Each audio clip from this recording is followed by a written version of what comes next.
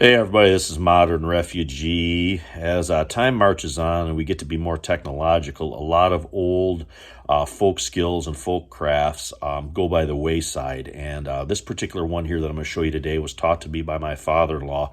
And I'm dedicating this video to him and thanking him for taking the time to show me this technique so I can show you guys.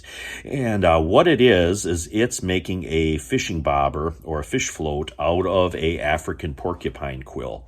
And this is what they look like right here. And he wanted me to iterate to you guys that this is an ultralight form of fishing.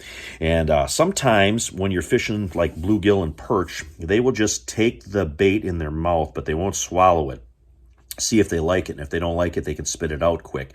And those real light bites is where you would need the ultralight tackle and these ultralight porcupine quill bobbers. They will tip and they will move with just the slightest bit of tension on that line, let you know there's a fish messing around with it, so hopefully you can hit the set and catch the fish.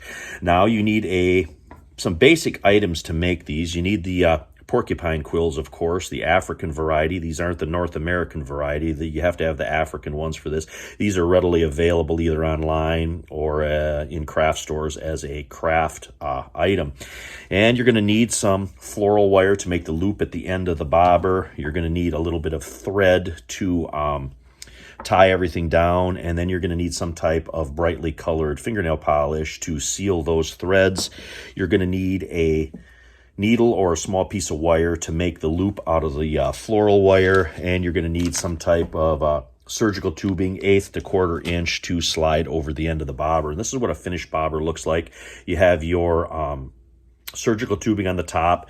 You're going to run your line through the surgical tubing and then slide it over the bobber, and then the line goes through that loop on the bottom of the porcupine quill bobber.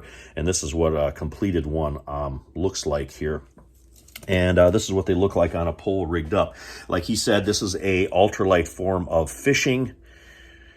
So you're going to need ultralight tackle. And then I've got this one actually rigged up with a little nipper jig, which is just a real small jig head with a little fluff on the back. And I actually did some small clips, some short clips on how to tie these and how to make these, and I am going to put those in right now so you guys can see how to make these bobbers for yourself, and that way hopefully improve your fishing if the fish don't want to cooperate and you have to switch to the lighter tackle. Anyway, you guys stick around.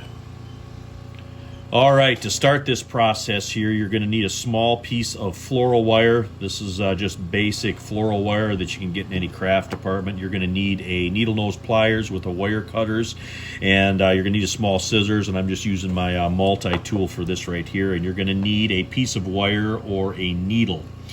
And what you're going to do is you're going to take a piece of floral wire about the length of your finger. I got this about the length of my index finger here. You're going to put that in the center, and you're going to wrap it over on itself like so, and then you're going to twist the needle. And if you can't get the loop tight enough, you can use the needle nose pliers to twist it. You're going to twist it around several times. You don't want to twist it too much because you don't want it to break the loop off, but you want a nice tight loop, and that's going to be the start of this bobber making process. And that's what it looks like right there. All right, we've got our quill here. The quill has two separate ends. It's got the sharp end, which is going to be the top of the bobber, and then it's got the flat or body end, and that's what we're going to attach our little steel wire loop that we have right here from our floral wire that we made onto the bottom of the quill. I trimmed it back to about 1 inch in length. You're going to need about 1 foot of polyester thread, and we're going to make a loop in it just like so.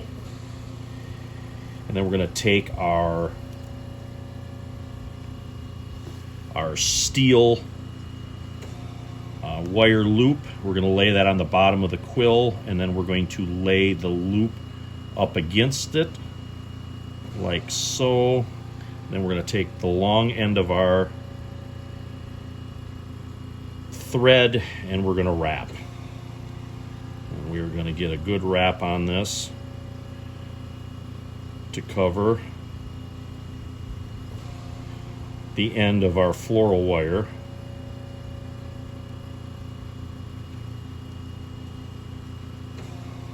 Like so.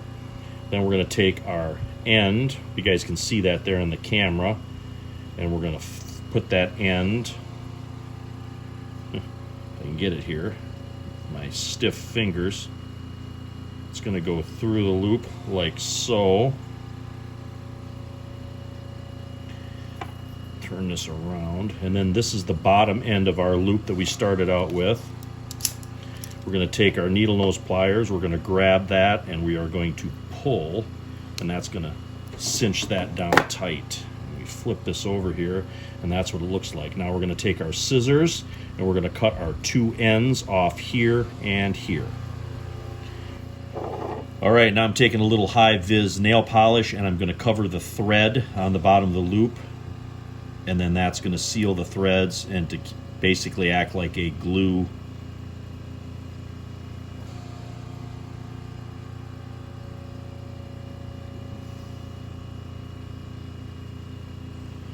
To hold everything in place when it dries.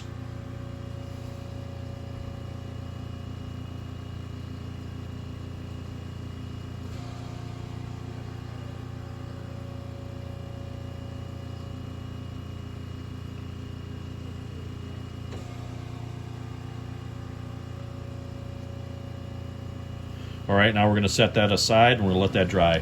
All right, now we're going to need a small piece of surgical tubing, 1/8 to 1/4 inch in length, and that's going to act as the binder to hold the align so you can set the depth for this bobber. So all we're going to do is take our scissors and we are going to trim off a small piece, about like so, that's going to go on the quill. All right, we're going to take our little piece of surgical tubing, and we're just going to slide that over the sharp end of the quill, and we're going to bring it down maybe 1/4 of the way. And that little piece of surgical tubing is what's going to hold the line in place, so that's an essential part of this quill. Now, this particular quill here has a dark tip on it. We're actually going to put a little bit of that fingernail polish on the tip here to make this more high-vis. And to do that, all you're going to do is you're going to dip the quill down into the fingernail polish, bring it up. That kind of puts a base coat on it, and you can just kind of smooth it out with a brush.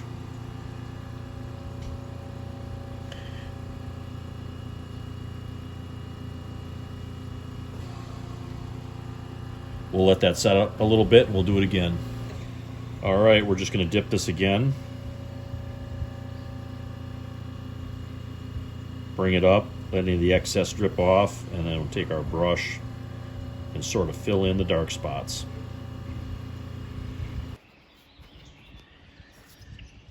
And there's what the bobber looks like in the water. There's actually some bait fish down there that are tugging at the fluff on the back of my lure, and you can actually see that ever so slightly moving, that bobber when they're hitting it. They just bump it, and that bobber moves. So that is how sensitive these African quill bobbers can be. And that, guys, is how you make and use one of these African porcupine quill bobbers. And my father-in-law said it's best to run these with a little bit of live bait, like a wax worm or a small piece of night crawler, because live bait is always the best bait. Anyway, it's Modern Refugee. I appreciate all my subscribers out there. Hope you guys got a little information, a little entertainment out of this video. Just bringing this old-time skill back to life. Anyway, you guys have a good one.